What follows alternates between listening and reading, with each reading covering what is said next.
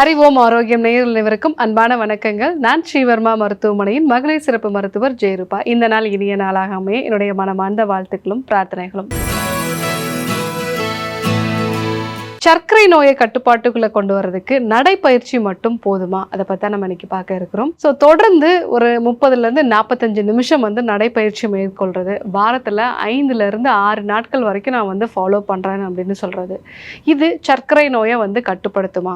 So நடைப்பயிற்சினால் சர்க்கரையோட கட்டுப்பாட்டில் என்னென்ன மாதிரியான மாற்றங்கள்லாம் வருது, அதை பற்றி நம்ம இன்னைக்கு பார்க்க இருக்கிறோம். ஸோ தொடர்ந்து ஒரு வாரத்தில் ஒரு 30லேருந்து 45 நிமிஷம் நடைப்பயிற்சி மேற்கொள்கிறோம் அப்படின்னா, முதல் விஷயம், நம்ம கால்களில் இருக்கக்கூடிய பெரிய பெரிய தசைகள், இந்த தசைகளுக்கு எல்லாமே எனர்ஜி கிடைக்கணும் அப்படின்னா ரத்தத்தில் இருக்கக்கூடிய சர்க்கரையை அது டைரெக்டாக யூஸ் பண்ண ஆரம்பிக்கும்.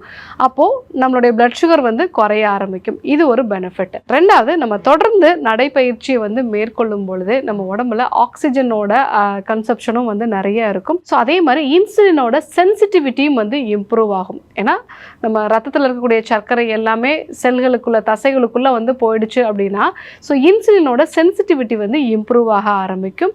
ஸோ இதனாலேயும் நமக்கு பிளட் சுகர் ஸ்பைக் ஆகிறது குறையும்.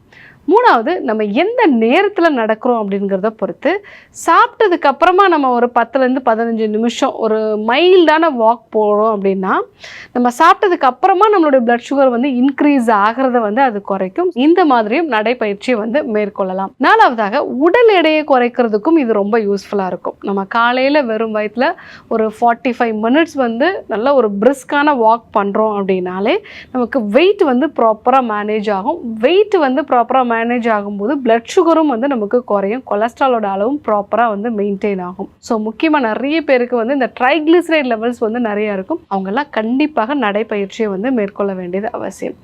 ஸோ ஐந்தாவதாக, ஸ்ட்ரெஸ் குறையும். இன்றைக்கி நிறைய பேருக்கு சுகர் இருக்கிறதுக்கு முக்கியமான காரணம் மன அழுத்தம் தான். நாம் ஒரு நடைப்பயிற்சி மேற்கொள்ளும் போது நம்ம உடம்புல இருக்கக்கூடிய கார்டிசால் ஹார்மோன் எல்லாமே, அதாவது ஸ்ட்ரெஸ் ஹார்மோன்ஸ் எல்லாமே குறையுது அப்படிங்கிறது ஆராய்ச்சிகள்லாம் சொல்லக்கூடிய விஷயம்.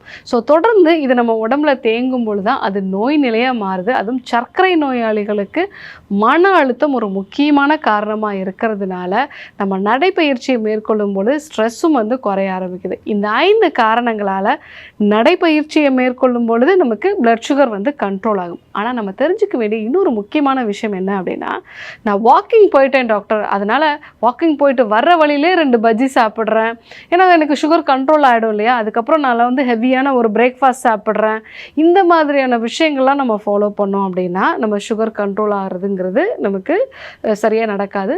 ஏன்னா 70% உணவு கட்டுப்பாடு மூலமாக தான் நம்ம சர்க்கரையை கட்டுப்பாட்டுக்குள்ளே கொண்டு வர முடியும். ஸோ 30% தான் உடற்பயிற்சி. அதுவும் வெறும் நடைப்பயிற்சி மட்டும் பத்தாது. நிறைய பேருக்கு இந்த ரெசிஸ்டன்ஸ் ட்ரைனிங் அப்படின்னு நம்ம சொல்லுவோம், தசைகளுக்கான ஒரு பயிற்சிகள்.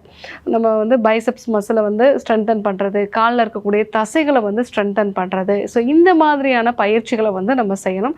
நடைப்பயிற்சி அப்படிங்கிறது நம்ம இதய துடிப்போட அளவு அதிகப்படுத்துறது, ஸோ லங்ஸில் நிறைய காற்றை உள்ளே கொண்டு வருது, இந்த மாதிரியான ஒரு கார்டியாக் ஆக்டிவிட்டி.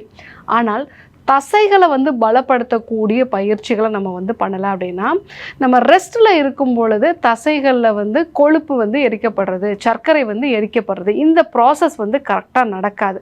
ஸோ அதனால் நம்ம எக்ஸசைஸ் பண்ணும்போது மட்டும்தான் நமக்கு கொலஸ்ட்ராலோ இல்லை குளுக்கோஸோ கம்மியாகும். ஸோ நம்ம ரெஸ்ட்டாக இருக்கும்போது மசில் ஸ்ட்ரென்த்தாக இருந்தால் தான் நமக்கு குளுக்கோஸ் மசிலில் எரிக்கப்படும். ஸோ இந்த ஒரு ப்ராசஸ் சரியாக நடக்காதனால தான் நிறைய சுகர் பேஷண்ட்ஸ்லாம் பார்த்தீங்க அப்படின்னா தசைகள்லாம் குறைச்சி போய் உடம்பு வெயிட் ரொம்ப குறைஞ்சி போயிடுச்சு டாக்டர், அதுக்கப்புறமா உடம்பு வெயிட்டே இன்க்ரீஸ் ஆகலை அப்படின்னு சொல்லுவாங்க. ஸோ அதுக்கான காரணம் சார்கோபீனியா அப்படின்னு சொல்லக்கூடிய தசை இழப்பு தான். இதற்கு நம்மளுடைய இரத்த சர்க்கரை அதிகமாக இருக்கிறதும் ஒரு முக்கியமான காரணம். ஸோ அப்போது ரெகுலராக நம்ம தசைகளை பலப்படுத்தக்கூடிய ரெசிஸ்டன்ட் ட்ரைனிங் நம்ம பண்ணுறது நல்லது. ஸோ இதுவும் சர்க்கரை நோயாளிகள் கண்டிப்பாக ஃபாலோ பண்ணணும். ஸோ உணவை பொறுத்த வரைக்கும் காலை உணவாக புரோட்டீன் அதிகமாக இருக்கக்கூடிய வேக வச்ச பயிறு வகைகள், அதே மாதிரி நல்ல நார்ச்சத்து இருக்கக்கூடிய சாலட் வகைகள் இதெல்லாம் நம்ம வந்து காலை உணவாக வந்து எடுத்துக்கலாம். சிறுதானியங்கள் சேர்ந்த உணவுகளை வந்து எடுத்துக்கலாம். இன்னொரு ஒரு விஷயம், சர்க்கரை நோயை வந்து கட்டுப்பாட்டுக்குள்ளே கொண்டு வரதுல காலையில் முதல்ல என்ன உணவு எடுத்துக்கிறோம் இதுவும் வந்து ஒரு பெரிய இம்பாக்ட் பண்ணுது அப்படிங்கிறத ரீசெண்டான ரிசர்ச் எல்லாம் வந்து சொல்லுது.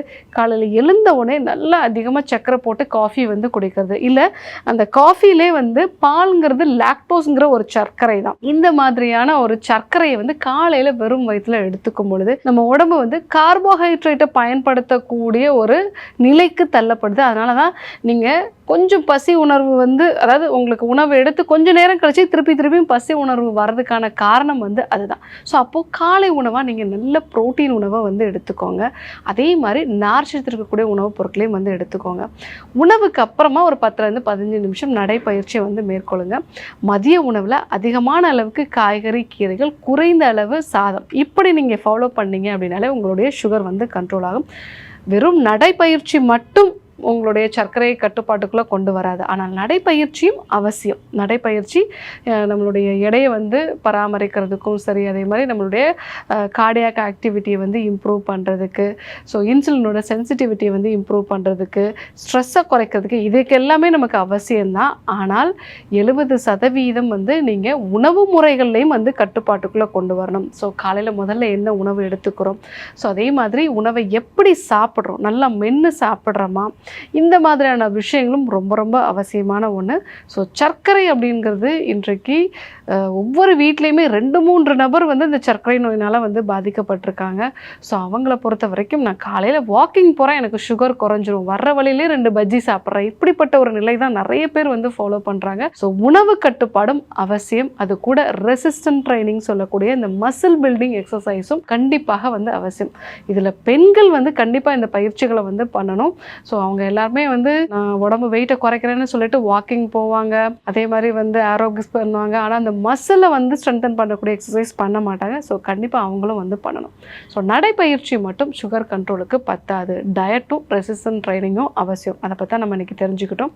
இதே போன்று ஒரு நல்ல தகவலோடு உங்களை சந்திக்கிறேன். நன்றி, வணக்கம்.